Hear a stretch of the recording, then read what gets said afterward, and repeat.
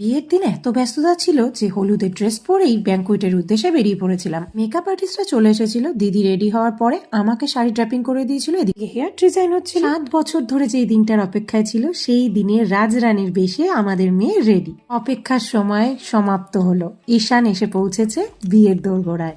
দিদির জামাই বরণ সারা মাত্রই পিহুর বাবা কোলে করে ঈশানকে ঈশানের জায়গায় পৌঁছে দিল। তোমাদের কার কার বাড়িতে এমন নিয়ম আছে মামার কোলে করে জামাইয়ের এন্ট্রি?